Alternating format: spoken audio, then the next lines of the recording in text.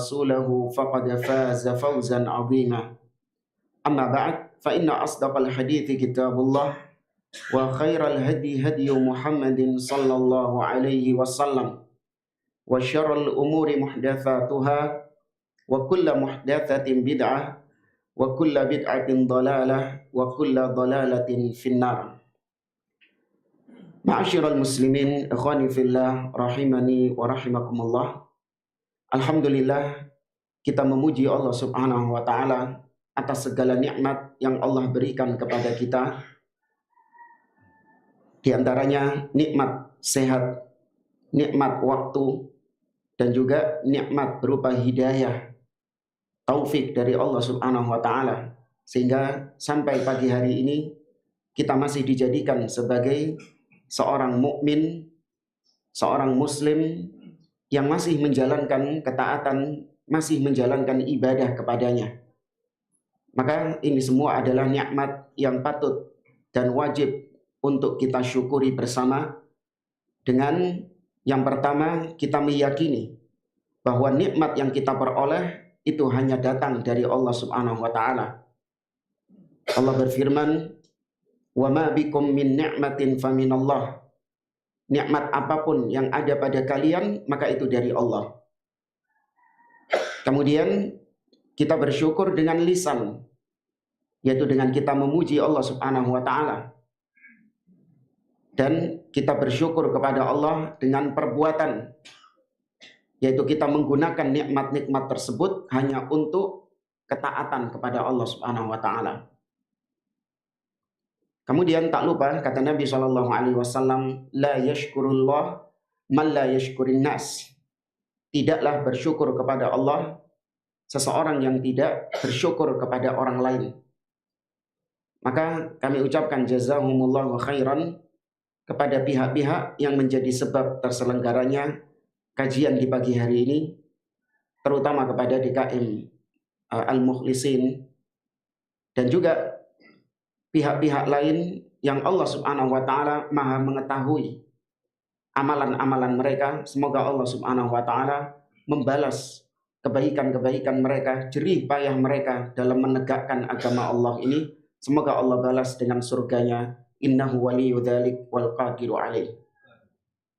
Ikhwani fillah, rahimani wa rahimakumullah. Sebagaimana yang telah diumumkan, pembahasan kita di pagi hari ini adalah berkaitan dengan salah satu dari 6 rukun iman, yaitu al-iman bil yaumil akhir. Iman terhadap hari akhir. Allah Subhanahu wa taala berfirman dalam surah Al-Baqarah, "Laisal birru an tuwallu wujuhakum qibalal masyriqi wal maghrib, walakinnal birra man amana billahi wal yaumil akhiri wal malaikati wal kitabi wan nabiyyin." Al-ayat. Kata Allah Subhanahu wa taala, bukanlah kebaikan tatkala engkau menghadapkan dirimu menghadap ke timur atau ke barat. Tapi kebaikan itu adalah ketika engkau beriman kepada Allah, beriman kepada hari akhir, beriman kepada malaikat, kitab, dan para nabi. Ini salah satu dalil yang menunjukkan bahwa iman kepada hari akhir itu termasuk di antara 6 rukun iman yang wajib untuk diimani oleh setiap muslim dan mukmin. Di dalam hadis yang dikenal dengan hadis Jibril, Nabi alaihi salatu wassalam ditanya oleh Jibril, "Ya Muhammad, akhbirni anil iman." Wahai Muhammad, kabarkan kepadaku apa itu iman. Maka Nabi SAW menjawab, "Antu'mina billahi wa malaikatihi wa kutubihi wa rusulihi wal yaumil akhir wa tu'mina bil qadari khairihi wa syarrih." Maka Nabi SAW menjawab dengan 6 rukun iman yang sama-sama kita ketahui. Maka itu merupakan dalil tentang adanya hari akhir. Dalil tentang wajibnya mengimani hari akhir. Atau juga ayat yang dibaca oleh imam di subuh tadi, sholat subuh tadi. Ada yang tahu mana yang jadi dalil tentang adanya hari akhir? Jadi hadiahnya. Ada perwakilan mungkin? Nah, nggak usah mikir apa, kedengeran kecil. Oh, hadiah lah. Ustadz nyari hadiah. Kontol jamaah. Biar interaktif gitu, nggak ngantuk antum. Oh kan, masya Allah.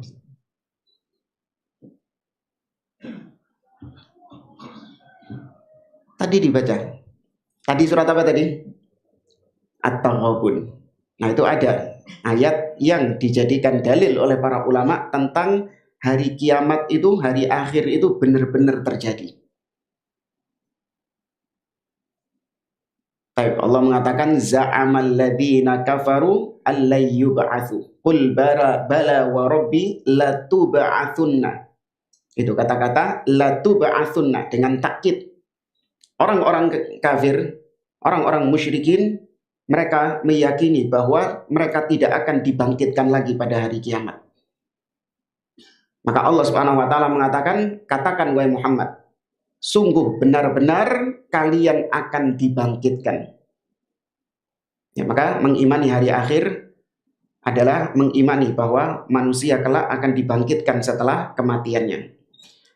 Materi tentang iman kepada hari akhir ini sebenarnya sangat luas sekali. Karena cakupan materi iman kepada hari akhir itu, kata para ulama, yaitu al-iman bima akhbarallahu ta'ala mimma yakunu ba'dal maut. Iman kepada hari akhir itu cakupannya adalah mengimani semua yang Allah kabarkan tentang peristiwa-peristiwa setelah kematian. Ya, semua peristiwa-peristiwa setelah kematian, maka itu masuk dalam pembahasan iman kepada hari akhir. Termasuk diantaranya fitnah kubur, su'alul malakain, pertanyaan dua malaikat mungkar nakir. Demikian juga adzabul qabr, ya, azab kubur, nikmat kubur. Ini semua merupakan cakupan pembahasan iman kepada hari akhir. Setelah itu al-qiyamah, ya, dibangkitkannya manusia dari kuburnya. Kemudian pembagian catatan amal, ya, kemudian al-hisab, al-mizan, kemudian al-haud, telaga, ya, asy-syafa'ah, ya, syafaat, kemudian as-sirat, ya, al-qantarah, al-jannah, wan-nar. Ini nggak mungkin bisa satu kali pembahasan ini. Ya. Maka itu cakupan iman kepada hari akhir. Nah, insya Allah materi yang kita sampaikan ini kita ringkaskan, ya. Nggak mungkin kita bahas semuanya. Kita ringkaskan dari apa yang ditulis oleh Syekh Al-Allamah Muhammad ibn Shalih Al-Utsaimin rahimahullahu ta'ala dalam kitab beliau yang berjudul Aqidah Ahli Sunnati wal Jamaah. Nah, salah satu pembahasannya ada iman kepada hari akhir. Kita baca di sini kata Syekh, wa nu'minu bil yaumil akhir wa huwa yaumul qiyamah. Dan kita beriman dengan hari akhir dan itu adalah hari kiamat. Jadi hari akhir, hari kiamat, yaumul jaza, yaumul ba'ats, yaumut taghabun, ya, yaumuddin, itu semua adalah nama-nama yang merujuk kepada satu peristiwa yang sama. Ya, cuman namanya berbeda-beda karena sesuai dengan sifat daripada hari akhir tersebut. Ya, kalau di sini tadi judulnya apa? Pembalasan, iman kepada hari pembalasan. Nah, itu kira-kira pakai nama apa tadi? Yaumul jaza atau yaum? Kita baca surat Al-Fatihah. Din, yaumuddin. Ya, karena ad-din itu jangan selalu diartikan agama. Yaumuddin, maliki yaumiddin, ad-din agama. Tidak mesti. Ya, ad-din itu juga bisa bermakna al-amal, ad-din juga bisa bermakna al-jaza. Sebagaimana ungkapan dalam bahasa Arab, kama tadinu tudan, ai kama ta'malu tujaza. Sebagaimana kalian berbuat, maka demikian kalian dibalas. Utang dalam bahasa Arab apa? Ad-dain, bukan dain. Ya, karena utang itu dibalas, dibayar. Makanya kalau utang jangan hati-hati yang punya utang. Baik. Kemudian kata beliau, alladzi la yauma ba'dahu, di mana tidak ada hari lagi setelahnya. Hina yub'atsun nasu ahya'an lil baqa'i, tatkala manusia dibangkitkan hidup kembali menuju keabadian. Imma fi darin na'im wa imma fi daril adabil alim. Entah dia berada di tempat yang penuh kenikmatan, yaitu al-jannah, nas'alullah min fadli, semoga kita termasuk di dalamnya. Wa imma fi daril adabil alim, atau kalau tidak, dia berada di dalam siksa yang pedih, yaitu jahannam. Wal iyadu billah, semoga Allah Subhanahu wa taala menyelamatkan kita darinya. Kata Syekh Muhammad bin Shalih Al-Utsaimin, kenapa disebut hari akhir? Kalau hari pembalasan tadi insya Allah sudah tahu alasannya. Karena manusia akan dibalas semua perbuatannya, baik perbuatan yang soleh ataupun perbuatan yang toleh, perbuatan yang buruk, akan dibalas semuanya, sekecil apapun. Nah, kenapa disebut sebagai hari akhir? Kata beliau, fahuwa akhiru marhalah. Disebut hari akhir karena itu merupakan fase terakhir dari kehidupan manusia. Karena manusia itu punya beberapa marhalah, beberapa fase. Dimulai fase rahim, ya ketika dia berada di dalam rahim ibunya. Kemudian fase dunia, yang sekarang ini kita. Kemudian setelah itu berpindah ke fase barzakh, atau alam kubur. Nah, baru yang terakhir adalah fase akhirat. So, ketika dikatakan akhirat, itu berarti fase yang terakhir. Nah, kemudian di sini beliau menyinggung, walihada yaghlatu man yaqulu fil mayyit innahu nuqila ila mathwahul akhir. Oleh karenanya keliru, salah besar ungkapan yang sering kita dengar dari kebanyakan orang, sebagian orang, tatkala mau mengantarkan jenazah ke pemakaman, biasanya ada yang mengatakan, mari kita mengantarkan saudara kita ini ke tempat peristirahatannya yang terakhir. Ini kata beliau bahkan bisa kufur. Ya, ungkapan ini itu ucapan kufur, meskipun nanti pelakunya jangan langsung dikafirkan, karena mungkin dia nggak paham konsekuensinya. Tapi kita sampaikan bahwa ucapan Anda ini adalah ucapan kufur. Kenapa? Ada yang jawab. Kenapa? Alam barzakh baru awalnya doang.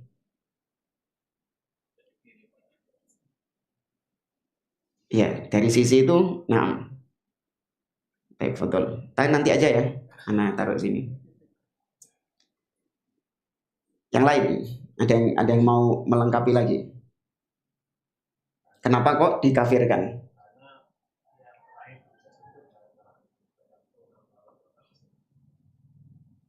Enggak, bukan dari sisi itu. Ketika dia mengatakan bahwa kita akan mengantarkan saudara kita ke tempat peristirahatannya yang terakhir, maksudnya kubur, maka ini seakan-akan disadari atau tidak, setelah alam kubur tidak ada kehidupan lagi, tidak ada kebangkitan. Ya, karena Allah Azza wa Jalla mengatakan alhaakumut takatsur hatta zurtum al-maqabir. Kata-kata zurtum ziarah, sampai kalian menziarahi kubur, menziarahi alam kubur, bukan menziarahi kuburan, bukan. Namanya ziarah, visit. Ya, ziarah itu kan hanya sebatas apa? Mengunjungi.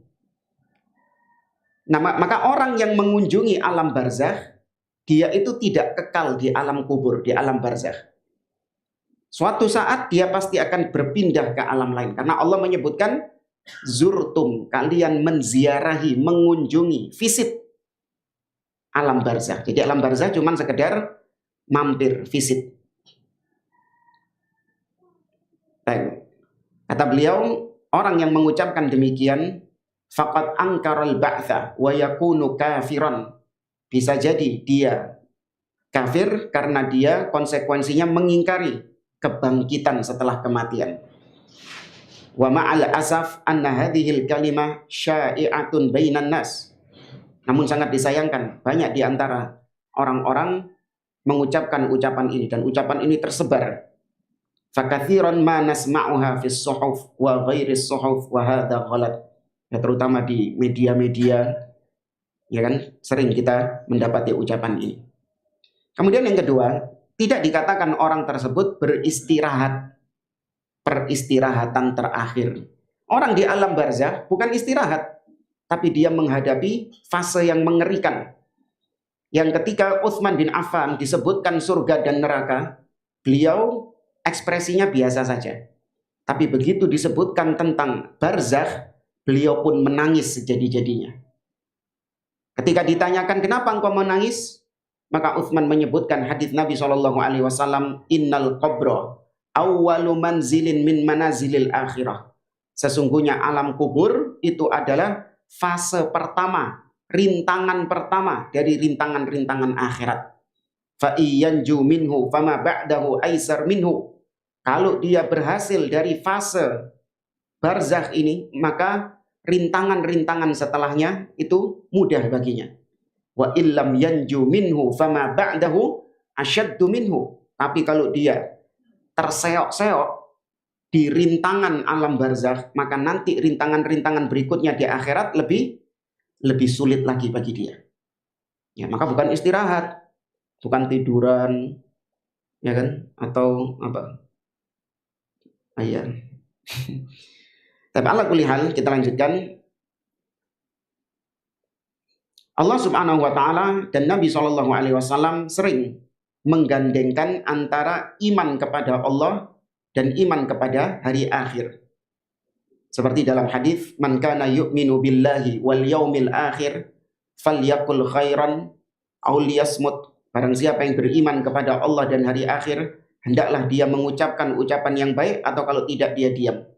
Man kana yu'minu billahi wal yaumil akhir falyukrim jarahu. Barang siapa yang beriman kepada Allah dan hari akhir, maka hendaklah dia memuliakan tetangganya, dan seterusnya. Banyak Allah, Nabi menyebutkan, menggandengkan antara iman kepada Allah dan iman kepada hari akhir. Kenapa? Kata beliau, di anna al-iman bil yaumil akhir huwa alladhi yujibu lil insan an yusari'a ilal khair wa an yabta'ida 'anil syarr li'annahu ya'lam annal jazaa'al kamil sayakunu yaumal qiyamah.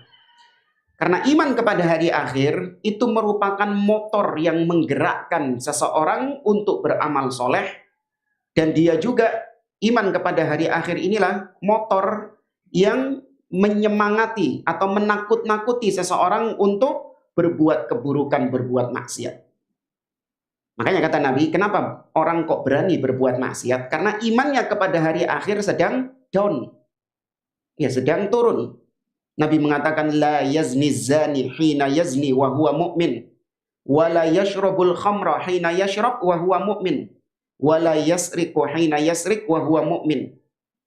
Tidaklah seseorang berzina ketika dia berzina, dia dalam keadaan beriman. Maksudnya bukan berarti kafir. Artinya tidak mungkin kalau dia beriman dengan hari akhir, dengan keimanan yang sempurna, nggak mungkin dia berani melakukan hal tersebut. Karena dia tahu bahwa apa yang dia lakukan akan ada apanya? Balasannya di akhirat. Demikian juga yang minum khamr, yang mencuri, dan perbuatan maksiat yang lainnya. Ya, kalau keimanannya sedang on fire, keimanannya terhadap hari akhir itu sedang sempurna, sedang meningkat, nggak mungkin dia berani melakukan hal tersebut.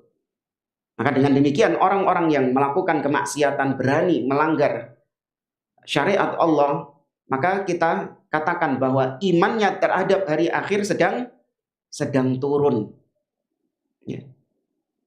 Ibarat kalau misalnya, tapi jangan nanti kepanjangan, kita lanjutkan saja. Materi kita banyak juga ini. Kemudian kata beliau,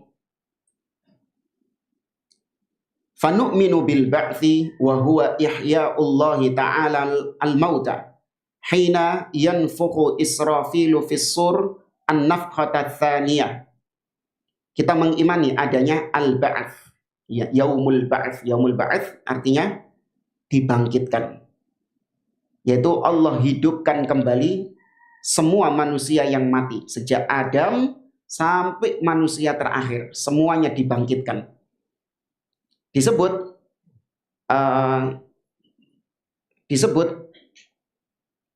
dibangkitkan dari kuburnya, bukan berarti yang dibangkitkan itu cuman yang dikubur saja. Sebagaimana istilah alam barzakh juga dikenal dengan istilah alam kubur, bukan berarti yang mengalami fase barzakh hanya yang matinya dikubur saja, tidak. Semua orang yang mati dalam kondisi apapun dia matinya, mau dia dikubur atau dia dimakan sama hewan buas atau dia tenggelam di laut atau dia dibakar, mengalami alam barzakh atau tidak, tetap, dan juga mengalami kebangkitan. Ya, semua orang yang mati mengalami kebangkitan. Namun kenapa disebut alam barzakh, disebut alam kubur? Karena kebanyakan orang yang mati itu dikubur. Tapi ini bukan hukum khusus hanya berlaku buat yang dikubur saja. Maka Allah membangkitkan semua manusia. Tatkala Israfil, malaikat Israfil meniupkan sangkakalanya yang kedua. Berarti menunjukkan tiupan sangkakala ada berapa? Yang betul ada 2. Ya. Sebagaimana yang Allah firmankan dalam surah Az-Zumar ayat 68. Allah Ta'ala mengatakan, wa nufikha fis suri fafazi'a man fis samawati wa man fil ard illa man sya'allah thumma nufikha fihi ukhra fa idahum qiyamun yanzurun. Tatkala dan ditiupkanlah sangkakala, maka semua yang berada di langit dan di bumi akan mati, kecuali yang diperkecualikan oleh Allah, maka dia tidak mati. Ya, seperti malaikat Israfil itu sendiri atau makhluk-makhluk lain yang memang Allah tetapkan dia tidak mati, maka tidak mati. Tapi secara umum semua makhluk, mau manusia, jin, ya apapun itu mati. Ini tiupan sangkakala. Yang pertama mematikan semua makhluk. Tsumma nufikha fihi ukhra. Kemudian ditiupkan sangkakala yang kedua, maka mereka pun berdiri, bangkit. Ya. Allah ala kulli syai'in qadir. Jangan seperti orang-orang musyrikin yang mereka selalu membenturkan dengan akal. Man yuhyil 'idhama wa hiya ramim. Enggak masuk akal. Siapa yang bisa menghidupkan kembali yang sudah menjadi tulang belulang yang sudah hancur? Enggak mungkin bisa dihidupkan kembali. Ya, padahal Allah Subhanahu wa taala Maha Kuasa atas segala sesuatu. Allah mampu menciptakan manusia dari sesuatu yang tidak ada. Allah saja mampu. Apalagi hanya sebatas membangkitkan manusia yang sebelumnya mereka sudah ada. Hanya sekedar dibangkitkan oleh Allah Subhanahu wa taala. Maka tiupan sangkakala kedua itu akan membangkitkan mereka dari kematiannya. Fayakhrujun nasu min kuburihim ahya'an. Maka manusia akan bangkit dari kuburnya menjadi hidup.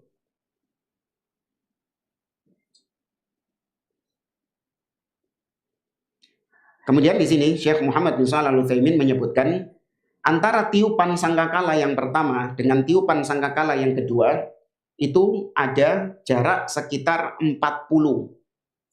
Berdasarkan hadis Abu Hurairah radhiyallahu taala anhu, Nabi SAW mengatakan inna bainahuma arba'in. Antara tiupan sangkakala yang pertama dan yang kedua, kata Nabi, ada 40. Fasa'aluhu arba'ina yauman aw sanatan aw syahran.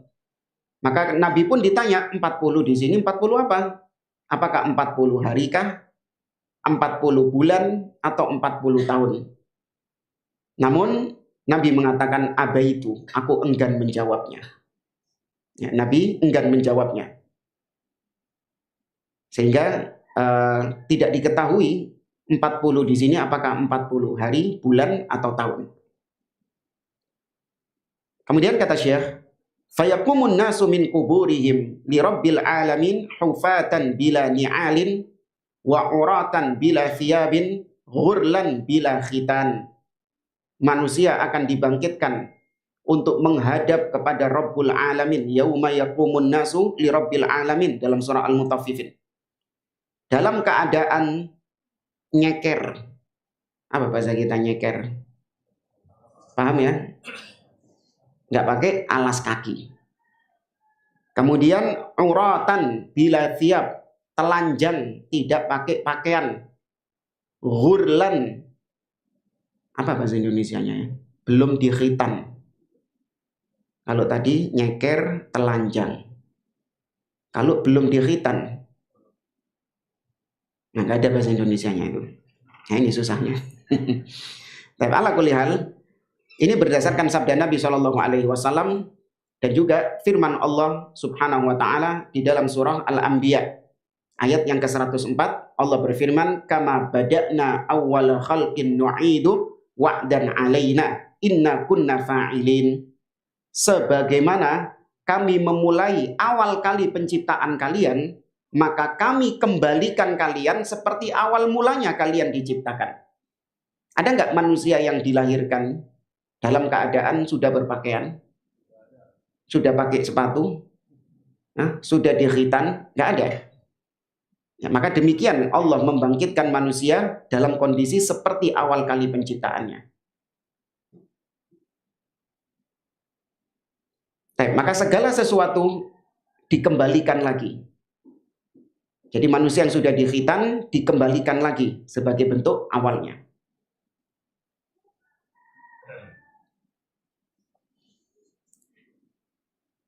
Kemudian setelah itu kata beliau, wa nu'minu bisahaifil a'mal tu'ta bil yamin aw min wara'idh dhuhur bishimal. Kemudian kita mengimani catatan-catatan amal yang Allah berikan kepada manusia. Ada yang menerimanya dengan tangan kanan dan ada yang menerimanya dengan tangan kiri dari arah belakang.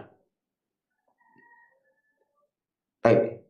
Dijelaskan lebih lanjut oleh beliau, catatan amal maksudnya adalah hiyallati kutibat fihal a'mal. Catatan amal adalah yang disitulah semua perbuatan-perbuatan kita tertulis.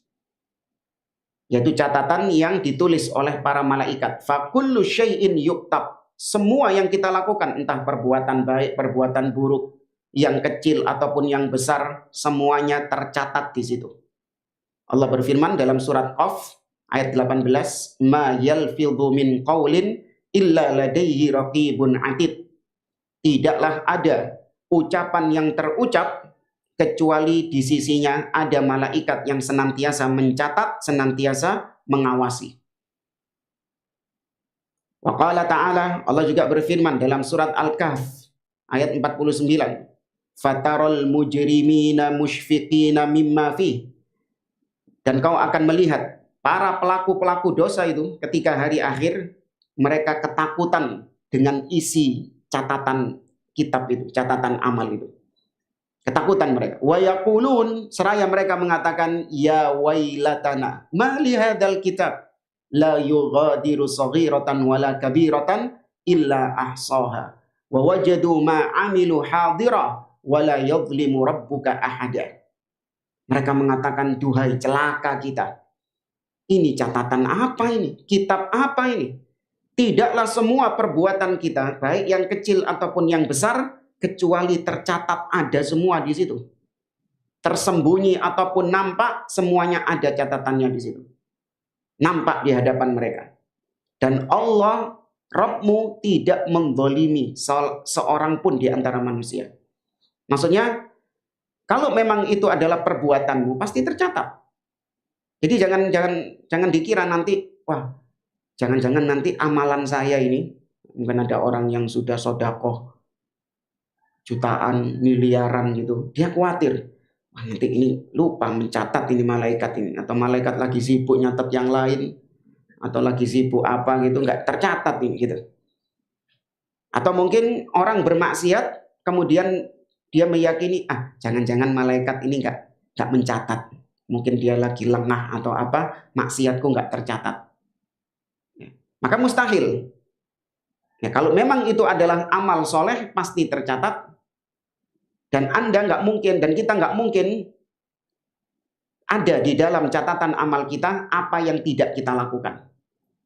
Makanya Allah Subhanahu wa taala ketika nanti hisab, Allah bertanya kepada hamba, hal zalamaka al-malaku al-katibun.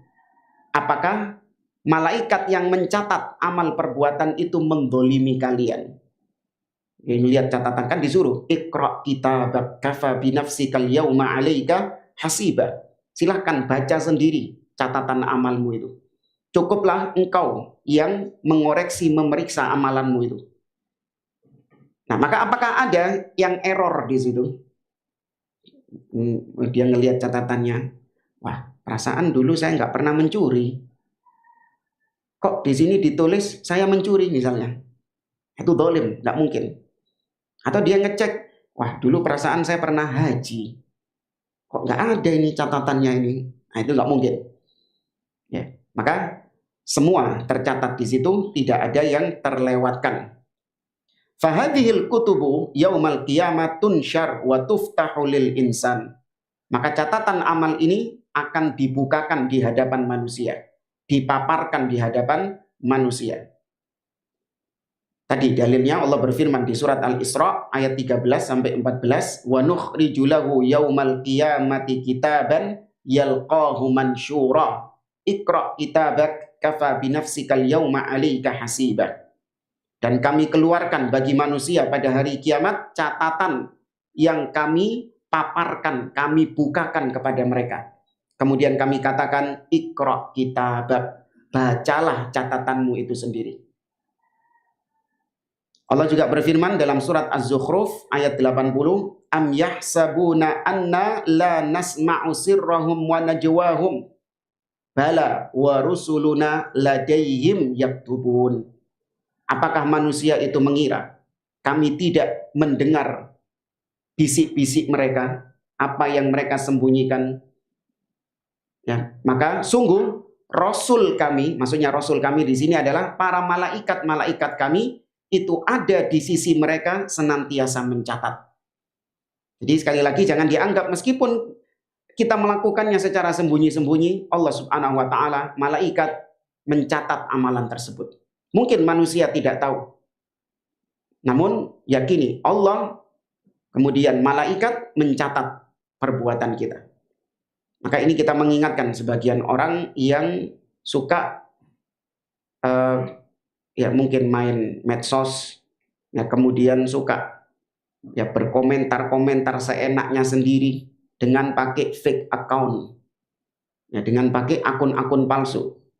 Dia berbicara, menghibah, mengumpat, memfitnah, berlindung di balik akun palsu.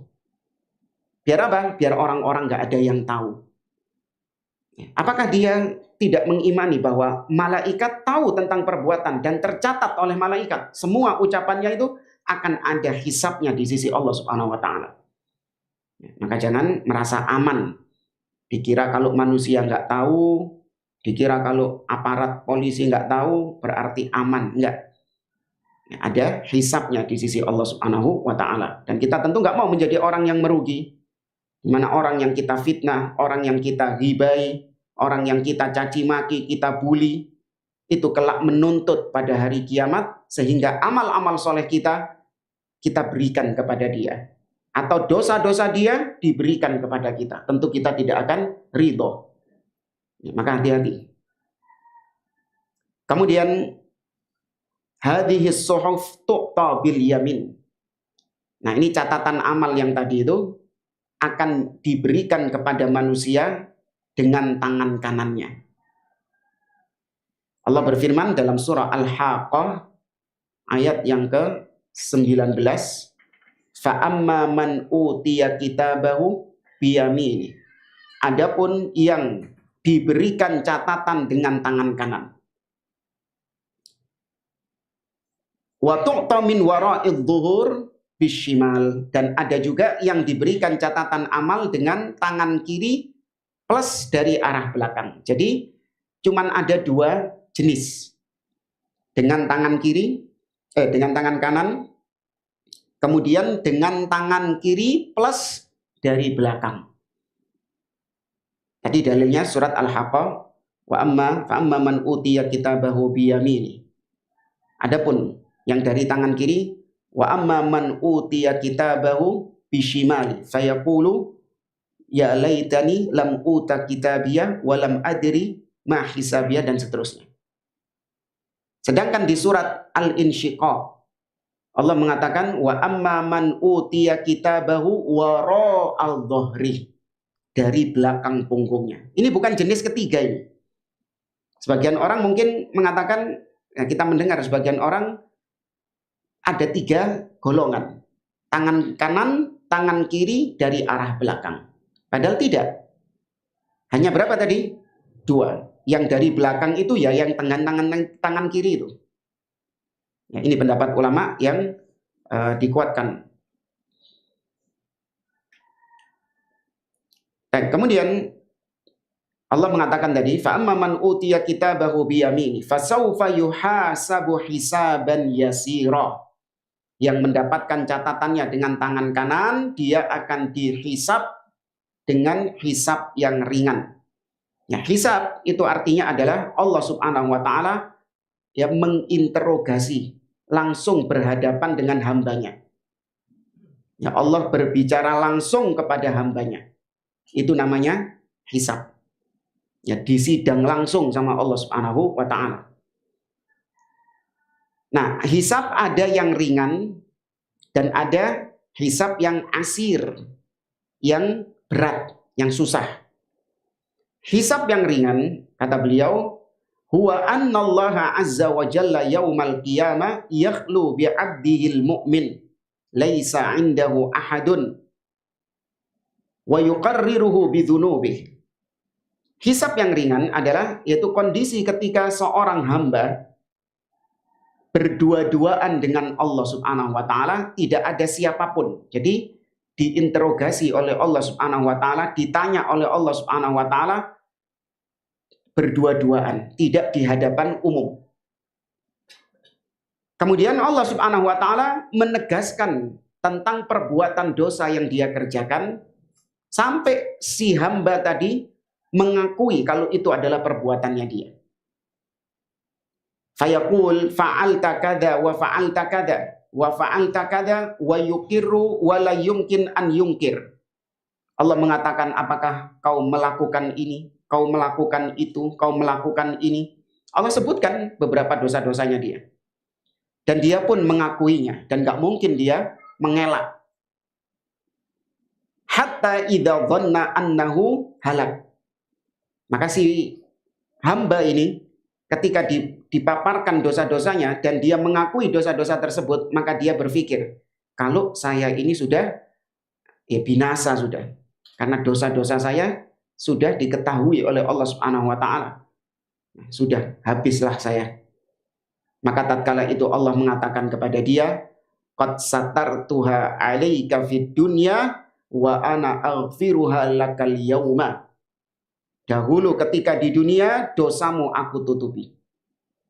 Dan sekarang ini dosamu aku ampuni. Allahumma ja'alna minhum, semoga kita yang termasuk di dalamnya. Dan kata Syekh Utsaimin, "Law annana fakkarna fid dzunub allati na'maluha duna ayyattali'a 'alaiha an-nas, lawajadnaha 'azimatan katsiratan." Kalau kita renungkan perbuatan dosa maksiat yang kita lakukan, yang kita sembunyikan dari manusia, maka tentu ini banyak sekali. Ya, sangat luar biasa. Walakin bisatrillahi azza wa jalla wa mannihi wa karamihi sataraha alaina. Seandainya bukan karena Allah yang menutupi dosa-dosa kita, maka tidak ada yang bisa menutup dosa-dosa kita itu. Bahkan para salaf mengatakan, lau kana ad-dunubu rihan ma jalasa alayya ahad. seandainya dosa itu ada aromanya, yaitu busuk, maka tidak ada manusia yang betah duduk bersamaku. Ini ulama yang ngomong. Seorang ulama salaf mengatakan apabila dosa itu berupa aroma yang busuk, maka tidak ada manusia yang betah duduk bersamaku. Berarti menunjukkan apa? Banyak dosanya. Nah, kalau sekelas ulama saja demikian, apalagi kita, busuknya luar biasa. Ya, cuman karena Allah Subhanahu wa taala menutupi dosa-dosa kita, menutupi aib-aib kita itulah. Seandainya dibuka sama Allah, maka tentu nampak betapa manusia itu adalah doluman jahula, banyak berbuat dolim. Tapi Allah ampuni. Maka inilah yang disebut dengan hisaban apa tadi? Yasira, hisab yang ringan. Allah hanya memaparkan sebagian dosa-dosanya, kemudian Allah ampuni dia.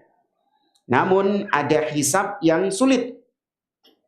Ya, hisab yang sulit. Kata beliau, amma launu kishal insanul hisabala halak.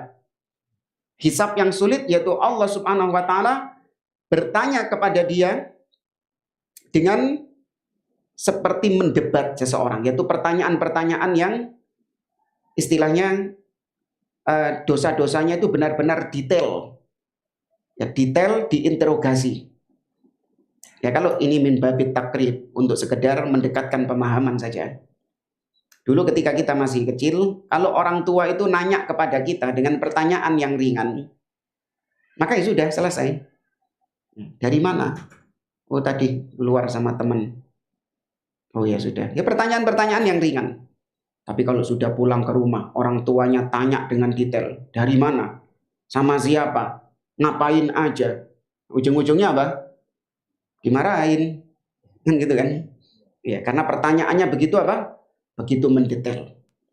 Maka kalau orang sudah ditanya sama Allah dengan pertanyaan yang mendetail seperti itu, maka dia akan mendapatkan adab. Sebagaimana sabda Nabi SAW, "Man nuqishal hisab udzib." Barang siapa yang dihisab, diinterogasi dengan detail, maka dia akan diadab. Ya, dia akan mendapatkan adab.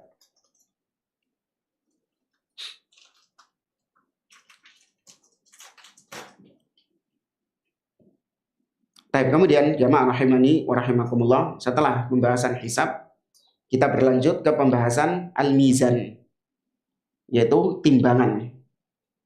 Para ulama khilaf tentang urutan hari kiamat. Karena memang tidak ada dalil yang spesifik mengurutkan tentang peristiwa-peristiwa hari kiamat itu.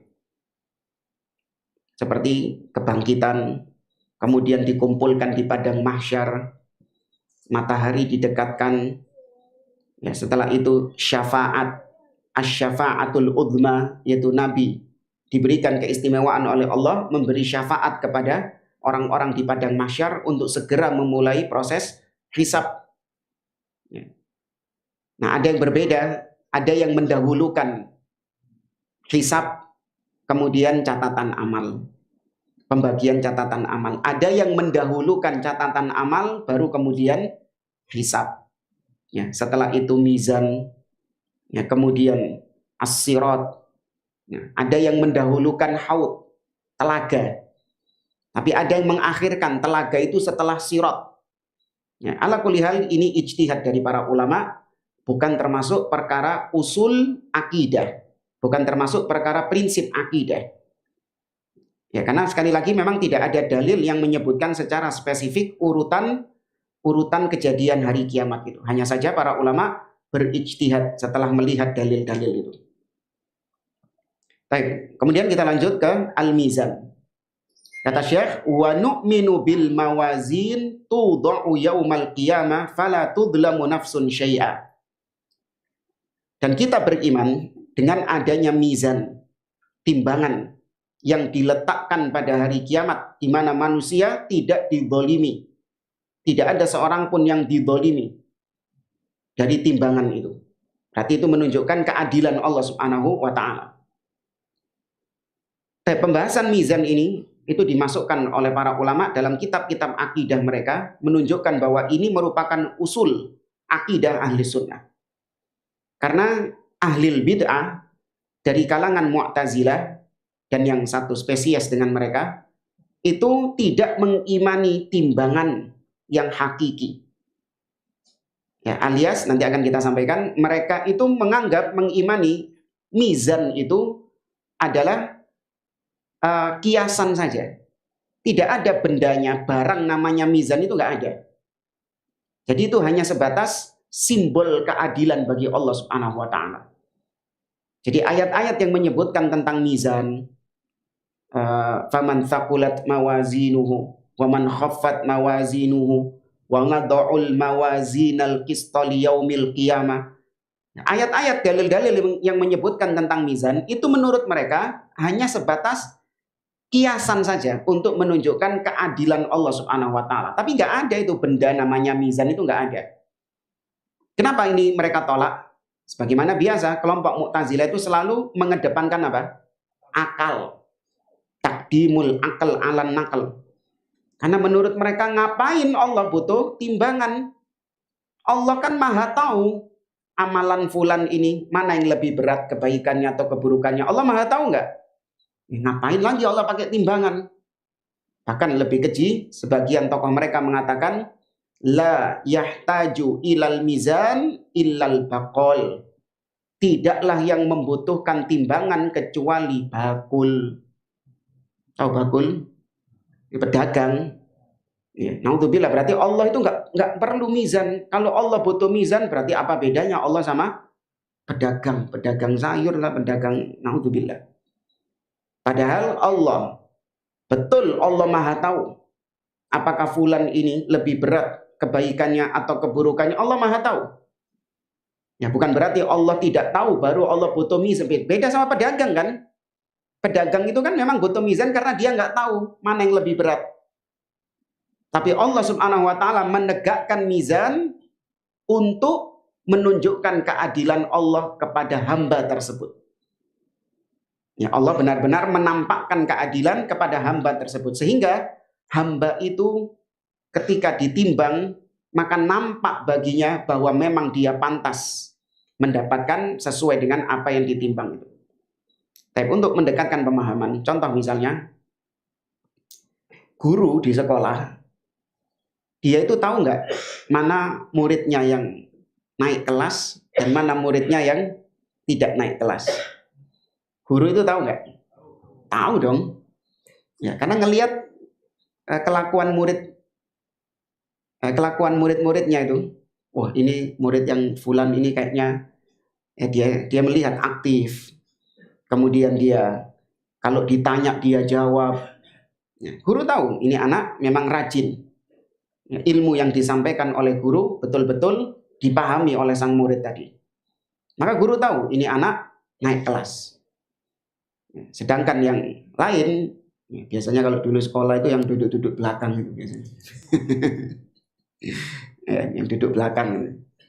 Tahu gurunya bahwasanya fulan ini kalau di kelas nggak serius, dengerin pelajaran, main sendiri, atau bahkan tidur mungkin, ya kan? Atau mungkin suka bolos, atau suka cabut, gitu. Guru tahu ini anak bakalan tinggal kelas. Tapi apakah fair ketika akhir tahun pelajaran, sang guru kemudian tidak menegakkan ujian? Tiba-tiba langsung diputuskan sendiri sama guru, fulan naik kelas, fulan nggak naik kelas. Apakah fair seperti itu? Nggak fair. Yang nggak naik kelas bakalan protes. Ya. Dia minta keadilan di situ. Makanya sudah dituruti sama gurunya. Ya sudah, kita adakan ujian saja. Kalau kalian tetap ngeyel, kita adakan ujian. Ujian hanya sebatas apa? Untuk membuktikan kepada murid-murid tadi, memang kalian pantas tinggal kelas. Tapi kalau guru terkadang prediksinya salah. Ngerti ya? Terkadang yang dianggap tinggal kelas, justru dia yang ranking 1. Tahu maksudnya ya? Iya. Siswa-siswa yang dianggap nakal atau nggak dengerin pelajaran, justru ketika ujian nilainya bagus. Heran kadang gurunya, kok bisa? Kok bisa ya, Ma? Bisa. Hah? Kenapa ayo? Hah? Bukan cerdas. Bukan. Apa? Iya nyontek. Apalagi. Baik. Kita kembali ke pembahasan tentang mizan. Maka Ahlus Sunnah mengimani mizan itu hakiki. Ya, mizan itu hakiki. Lahu kifatan. Mizan itu punya 2 daun timbangan dan punya lisan. Ya, lisan itu ya seperti tiangan ya. Timbangan yang punya 2 daun, pasti di tengahnya ada apa ya? Apa namanya itu? Sumbul. Ya, sumbu porosnya itu. Itu namanya lisan. Kita baca di sini kata Syekh, mizan mawazin di dalam ayat-ayat disebutkan dalam bentuk jamak. Dalil-dalil banyak menyebutkan dalam bentuk jamak. Faman thaqulat mawazin. Mawazin ini bentuk jamak, plural. Berarti menunjukkan apa? Banyak. Ya. Disebutkan mizan dalam hadis Nabi SAW tentang 2 kalimat yang kata Nabi SAW, kalimatani khafifatani ilar rahman, habibatani ilar rahman, khafifatani alal lisan, khafifatani alal lisan, thaqilatani fil mizan.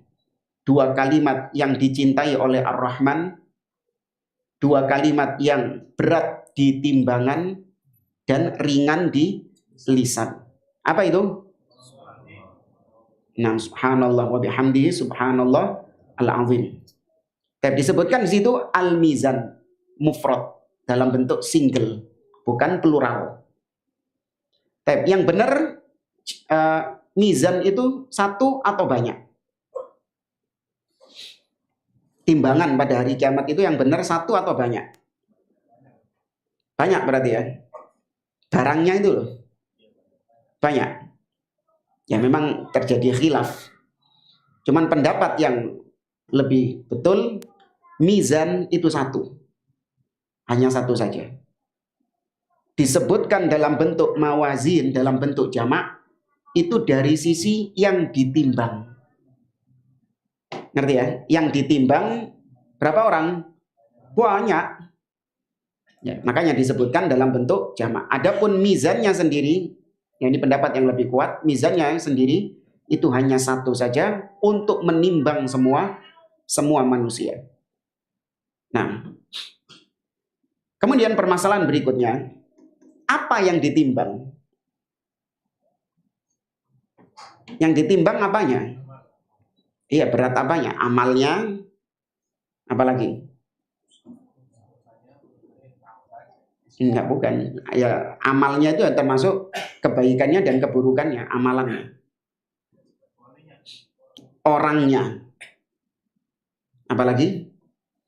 Tadi kita bahas sebelum ini apa? Enggak, sebelum ini kita bahas tentang ya, yang diterima dengan tangan kanan itu apa?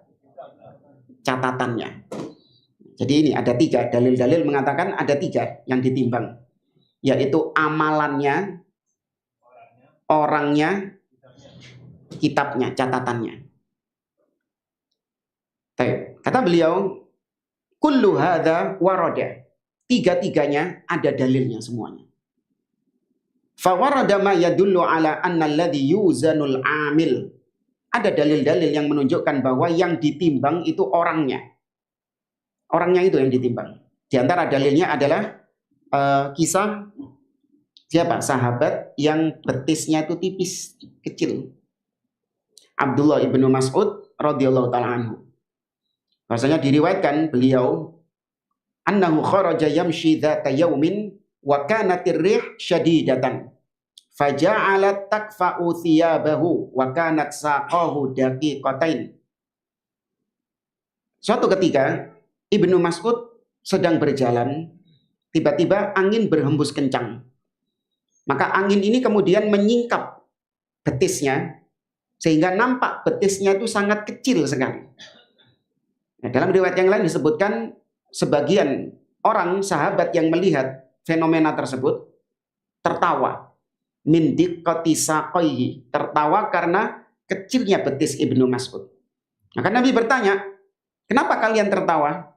Mereka mengatakan karena kecilnya betisnya Ibnu Mas'ud itu. Maka Nabi mengatakan annahuma fil mizan athqal atau mithlu jabali Uhud. Dalam riwayat yang lain athqal min jabali Uhud. Sungguh kedua betisnya Ibnu Mas'ud itu lebih berat di timbangan daripada gunung Uhud. Ya, berarti yang ditimbang orangnya.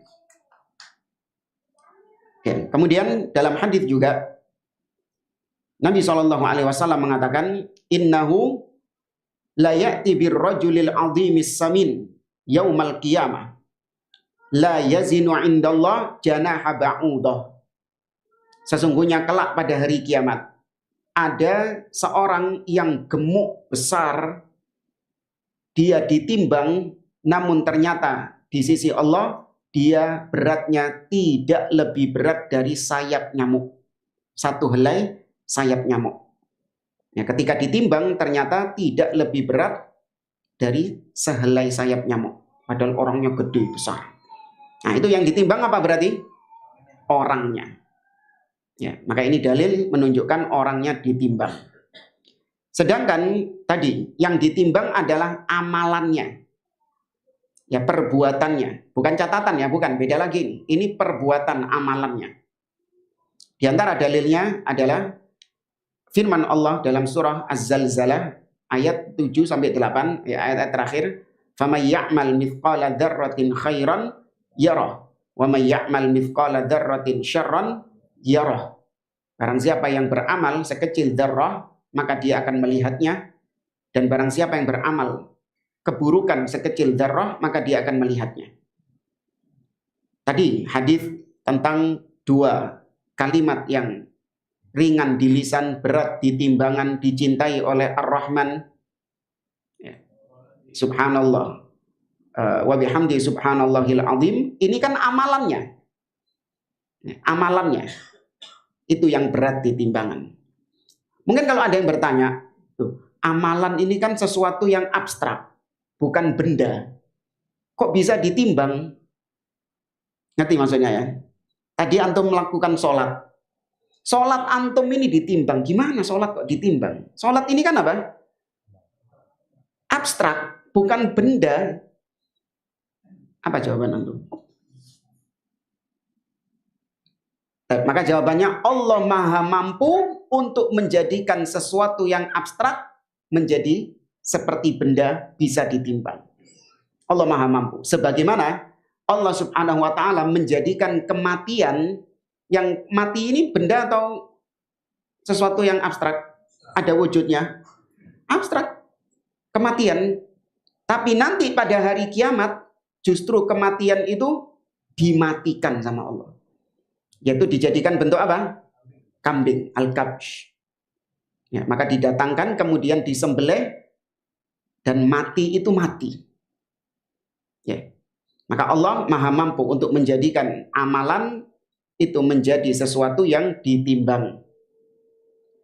Adapun dalil yang menunjukkan bahwa yang ditimbang adalah catatannya. Ya, tadi orangnya, amalannya, sekarang catatannya. Yaitu catatan malaikat tadi itu yang ditimbang. Di antara dalilnya adalah hadis yang dikenal dengan haditsul bitaqah. Hancur sudah ini. Ya, maka tatkala dia sudah putus asa, dia merasa dia akan binasa di hari itu, maka Allah mengatakan, enggak, kau masih punya kebaikan. Ya, jangan sedih, kau masih punya kebaikan. Wa yu'ta bi bitaqatin fiha la ilaha illallah. Maka didatangkan secari kertas, kartu yang berisi la ilaha illallah. Fayaqul, maka orang ini mengatakan, ya Rabbi, wa ma hadhil bitaqa bin nisbati li hadhihi sijillat. Wahai Rabbku, apa manfaatnya satu secari kertas ini jika dibandingkan dengan 99 catatan dosa itu? Artinya nggak match gitu loh kalau ditimbang. Ya kan? Nggak match.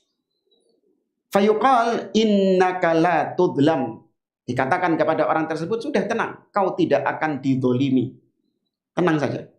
Tsumma tudha'ul bitaqa fi kiffatin wassijillatu fi kiffatin. Ini dalil yang menunjukkan bahwa timbangan punya 2 daun. Maka 99 catatan dosa tadi diletakkan di 1 daun timbangan, kemudian secarik la ilaha illallah diletakkan di timbangan yang satunya, daun timbangan yang satunya. Fatati syusijillat, maka yang 99 catatan dosa tadi itu apa kalau bahasa ini mencetak apa? Iya, jomplang ya. Langsung ke atas sus gitu. Berarti menunjukkan apa? Saking beratnya kalimat la ilaha illallah. Ini diantara keagungan kalimat tauhid. Maka dalil ini menunjukkan bahwa yang ditimbang adalah catatan amalnya.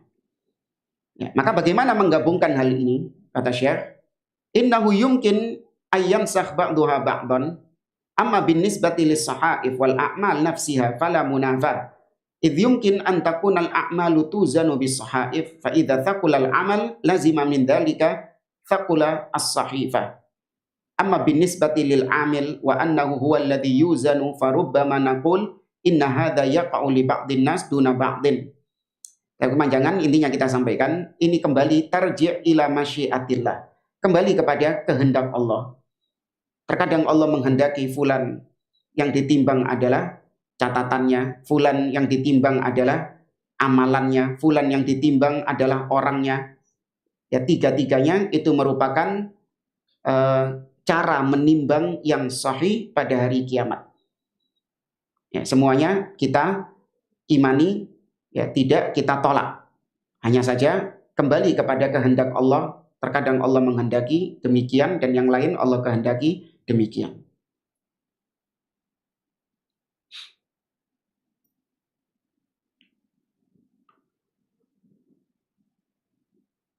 Kemudian di sini beliau menyinggung sebagaimana yang kita katakan tadi. Allah berfirman di dalam surah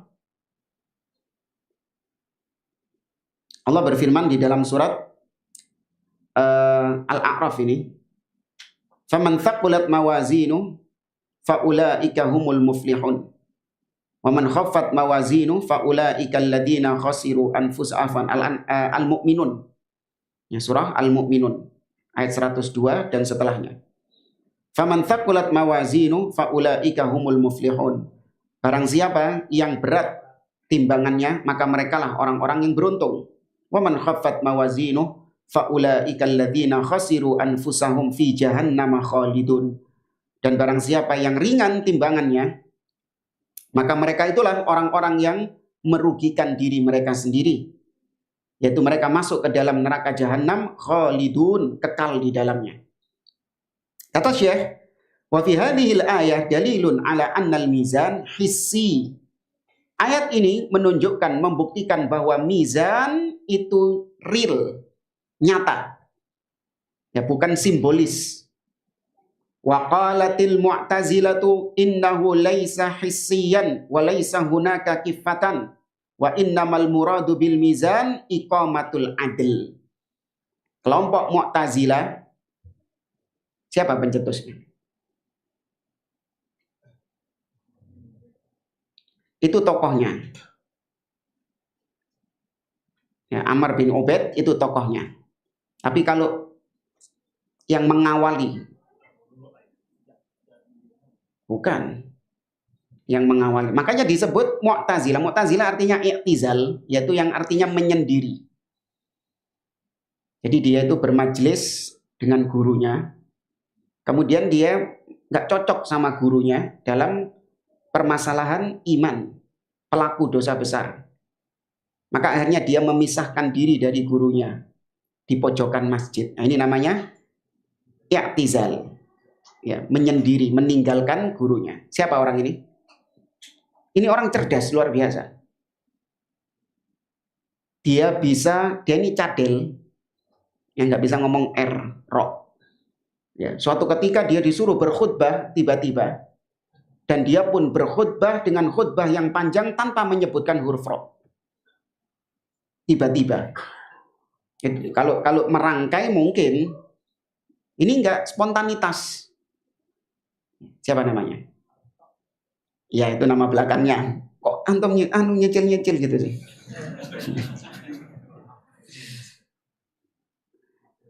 Wasil bin Atok.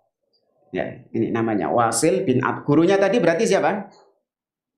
Seorang tabi'in, Al-Hasanul Basri. Baik. Maka kelompok Mu'tazilah mereka mengatakan mizan itu tidak real. Ya, mizan itu tidak real. Dan nggak ada 2 daun timbangan. Tapi yang dimaksud dengan mizan kata mereka adalah iqamatul adl. Yaitu Allah akan menegakkan keadilan. Jadi simbolis saja. Karena keadilan itu biasanya disimbolkan dengan timbangan. Ya, seperti kalau logonya apa ya? Logonya pengadilan ya. Ya kan? Logonya pengadilan itu kan timbangan, neraca. Fa'angkaru ma ja'a bihil Qur'anu sharihan wa ma ja'at bihi sunnatu sharihatan aidan bina'an ala annahum yatalaqawna al-aqaid min uqulihim. Maka dengan itu kelompok Mu'tazilah mengingkari apa yang jelas-jelas Allah sebutkan di dalam Al-Qur'an dan juga yang disebutkan oleh Nabi dalam hadisnya. Mereka mengingkari itu semua hanya berlandaskan akal mereka, logika mereka. Maka ini konsep yang batil, berbeda dengan Ahlus Sunnah. Kalau Ahlus Sunnah itu mendahulukan, mengedepankan dalil daripada akal. Akal harus ditundukkan dengan dalil. Nggak mungkin akal manusia itu didahulukan daripada dalil. Karena akal manusia terbatas. Ya, sedangkan dalil itu qat'i, pasti hak. Sedangkan akal manusia ya, berubah-berubah. Hari ini dia menganggap itu mustahil. Besok-besok dia menganggapnya tidak mustahil. Wa kullu syai'in istab'adathu uquluhum fa innahum yungkiruna wala syakka anna hadha ghalat. Jadi konsep kelompok Mu'tazilah, segala sesuatu yang menurut akal mereka itu mustahil, maka mereka langsung bergerak cepat untuk mengingkarinya. Meskipun dalil-dalilnya jelas. Maka ini keliru. Harus didustakan. Ya, dan kita mengimani mizan itu adalah hak. Ikhwani fillah rahimani wa rahimakumullah. Karena waktunya sudah habis, jadi cukup sampai mizan saja. Ya, nanti insya Allah kalau ada kajian rutin di sini, ada. Ini dilanjutkan, ya kan? Dilanjutkan yang bahas kajian rutin ini. Wallahu a'lam bishawab. Ana kembalikan ke Ustadz, jazakumullahu khairan. Ya, alhamdulillah telah selesai kajian kita. Insyaallah kami harap nanti yang isi kajian rutin ada Ustadz lagi. Ada beberapa pertanyaan yang sudah masuk, Ustaz. Pertama, Ustaz, ada pertanyaan bagaimana sikap kita ketika diundang ke pernikahan, namun ternyata si calon pengantin sudah mengandung hamil di luar nikah. Meskipun ada pendapat yang mengatakan sah dan tidak sah, saya condong kepada pendapat yang tidak sah. Bagaimana sikap kita, Ustaz? Baik.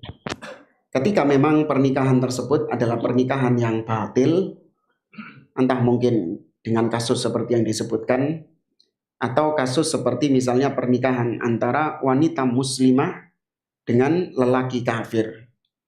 Kemudian kita hadir di dalamnya, berarti kita meridhoi hal tersebut. Kehadiran kita itu menunjukkan kita ridho, setuju dengan hal tersebut. Atau kalaupun kita nggak hadir, kita mengucapkan selamat misalnya, atau kita mengirim karangan bunga, itu semua adalah bentuk kita meridhoi, menyetujui perbuatan tersebut. Ini berapa kajian kemarin kita membahas tentang hukum seorang muslim mengucapkan selamat atas hari raya orang kafir. Selamat Natal atau yang semisal dengannya. Sebagian orang menganggap kan itu cuma ucapan saja. Hati kita tidak meyakini hal tersebut. Saya katakan mustahil, nggak bisa. Seorang muslim nggak ridho dengan agama lain selain Islam. Seorang muslim pasti nggak ridho dengan sesembahan lain selain Allah Subhanahu wa ta'ala. Seorang muslim nggak ridho ketika dikatakan Allah memiliki anak. Nabi Isa adalah Tuhan, Nabi Isa adalah anak Allah. Seorang yang bertauhid nggak akan ridho dengan hal tersebut. Maka bagaimana mungkin mulutnya mengucapkan selamat atas kekufuran tersebut. Ya, kemudian saya berikan analogi seperti pernikahan ini juga analoginya. Sepasang suami istri, suatu ketika si istri selingkuh dengan lelaki lain. Sehingga suaminya murka dan kemudian diceraikan istrinya ini. Beberapa bulan kemudian, sang istri, mantan istrinya ini, menikah dengan lelaki selingkuhannya. Pertanyaannya, mungkin nggak suaminya tadi itu mengucapkan selamat atas pernikahannya? Atau bahkan sampai hadir. Lebih nggak apa? Lebih nggak mungkin lagi. Karena kehadiran suami itu berarti menunjukkan suaminya sudah ridho. Ya, maka ini sama juga demikian. Wallahu a'lam bishawab. Baik, berikutnya Ustaz. Assalamualaikum Ustaz. Suami pulang kampung sendirian. Dapat nasihat dari bapak saya, kata si Akhwat. Kata orang tuanya, yang sabar hadapi anak saya. Anak saya ngeyel. Disuruh jangan pakai cadar, tetap pakai cadar.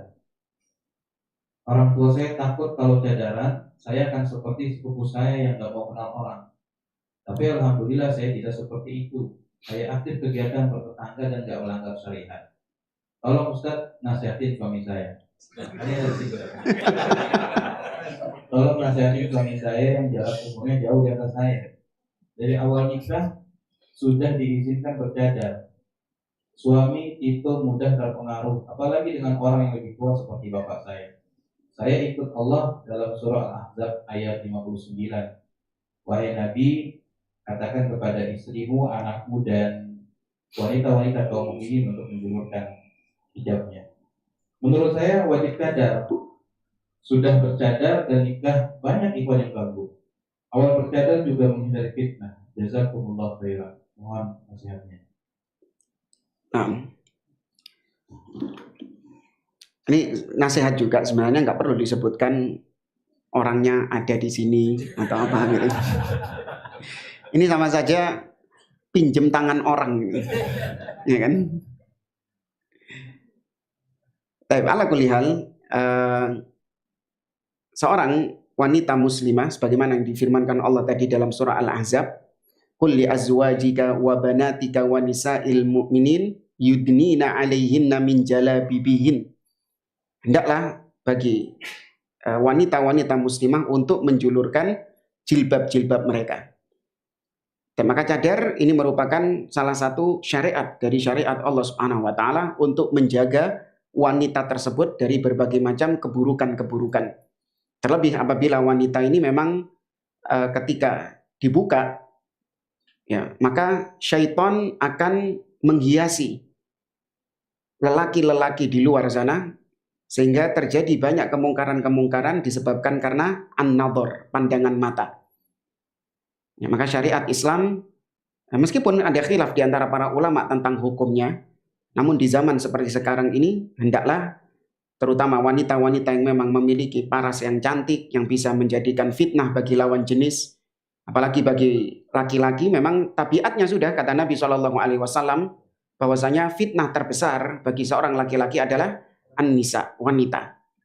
Ya, maka wanita yang bercadar itu adalah membantu para laki-laki untuk menundukkan pandangan sehingga terhindarkan dari perzinahan. Ya, maka nasihatkan kepada orang tua bahwa cadar ini bukanlah sesuatu yang menunjukkan eksklusivitas sehingga dengan cadar ini kemudian dia merasa lebih suci, lebih baik. Tidak. Orang yang bercadar hanya sebatas dia ingin untuk menjaga dirinya, menjaga orang-orang di sekitarnya dari keburukan-keburukan. Gak ada perasaan dia ini eksklusif, menganggap yang lain ini berarti penghuni neraka, dia yang suci. Enggak. Ya, sama seperti laki-laki yang berjenggot juga. Kita tidak merasa bahwasanya kita ini pasti dijamin surga, pasti lebih baik daripada orang-orang yang mungkin masih belum mengenal sunnah atau belum menjalankan syariat Allah Subhanahu wa taala. Dalam artian pribadi kita ya. Bukan jalan yang kita tempuh. Maka bedakan.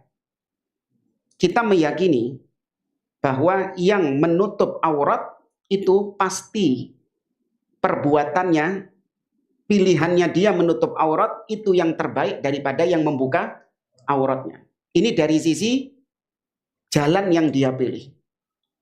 Namun dari sisi orangnya, nggak bisa dia memastikan. Saya kasih contoh gini ya. Ada dua orang, yang satu menerapkan pola hidup sehat, yang satu tidak menerapkan pola hidup sehat. Yang satu rajin olahraga, makan teratur, istirahat teratur. Itu anak-anak dikasih tahu, itu ditutup, jangan dibuka-buka. Makan teratur, dijaga pola makannya, istirahatnya, nggak ngerokok.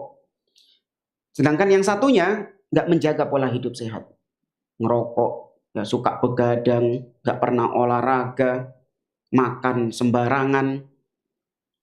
Ketika ditanya, siapa yang lebih baik pola hidupnya?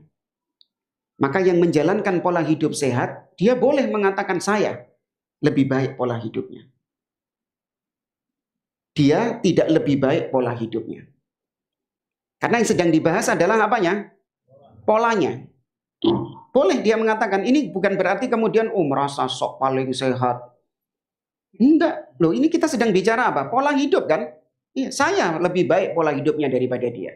Tapi tidak menjamin kalau medical check up, tidak menjamin yang menjaga pola hidup sehat ini pasti sehat. Yang nggak jaga pola hidup sehat pasti sakit. Belum tentu. Beneran nih dua orang di check up. Ternyata yang menjaga pola hidup sehat, setelah di check up, kolesterol, asam urat, diabetes, gitu. Justru yang tidak menjaga pola hidup sehat, malah tidak ada penyakit sama sekali. Mungkin? Mungkin. Ya, maka sama yang bercadar, yang menutup aurat, dengan yang tidak menutup aurat. Maka kalau ditanya mana yang lebih baik, yang lebih benar jalannya, yang bercadar, yang berjilbab daripada yang tidak. Tapi individunya belum tentu. Ya, bisa jadi yang berjilbab dia ria atau dia tadi merasa sok suci, ya, ujub bangga dengan dirinya. Sedangkan yang mungkin tidak menutup aurat, mungkin dia jahil, ya kan? Mungkin dia ada syubhat di benaknya, sehingga mungkin di sisi Allah dia dimaafkan. Kalau dari sisi individunya mungkin bisa jadi. Tapi dari sisi jalan yang dia ambil, maka tentu kita memilih yang sesuai dengan yang syar'i. Ya, maka berusaha bagi seorang istri untuk dia menampilkan akhlak yang baik, hilangkan stigma-stigma negatif, bahwasanya yang bercadar itu pasti suka marah atau apa lagi sih stigmanya itu, ya eksklusif, ya kan, nggak mau bergaul. Ya, kalau nggak mau bergaul ini juga kalimat yang ambigu. Nggak mau bergaul, ya jelas nggak mau bergaul. Lah wong yang nggak mau digauli adalah orang-orang yang rusak. Ya, maka dia menjaga dirinya, jangan sampai dia bergaul dalam artian berteman, bersahabat dengan orang-orang yang memang toksik. Itu syariat, syar'i. Ya. Nabi SAW mengatakan almar'u ala dini khalili falyanzur ahadukum man yukhalil. Agama seseorang tergantung teman dekatnya. Maka hendaklah kalian perhatikan dengan siapa kalian berteman. Tapi tidak menghalangi seorang hanya sebatas berinteraksi sosial saja. Tidak dijadikan sebagai teman dekat. Ya, boleh, bahkan jangankan kepada orang yang buruk. Orang kafir saja, boleh nggak kita berinteraksi sosial dengan mereka? Boleh. Namun dijadikan teman dekat, teman akrab, teman duduk, nggak boleh. Ya, wallahu a'lam bishawab. Berikutnya Ustaz, setiap bencana alam apakah disebut sebagai azab? Apakah syahid orang yang wafat sebagai korban bencana alam? Dan apakah keutamaan orang yang wafat karena bencana alam sama seperti orang yang syahid di medan perang karena Allah? Syahid dari sisi ya keutamaan, tapi kalau persis tidak. Ya, kalau dari sisi keutamaan mendapatkan fadilah, iya. Tapi kalau dari sisi sama persis dihukumi sama dengan orang yang syahid di medan peperangan tentu berbeda. Orang yang mati di tenggelam atau dalam kondisi tertimpa reruntuhan seperti kena musibah, atau dalam kondisi dia punya penyakit, sakit perut, ya, maka apakah dia tidak dimandikan, tidak dikafani? Tetap dimandikan, tetap dikafani. Berbeda dengan yang syahid. Ya. Maka tentu hukumnya berbeda. Kemudian kalau ditanya apakah musibah itu adalah bentuk adab dari Allah? Iya. Allah Subhanahu wa taala berfirman dalam surah Ar-Rum, "Dhaharal fasadu fil barri wal bahri bima kasabat aydin nas liyudhiqahum ba'dalladzi amilu la'allahum yarji'un."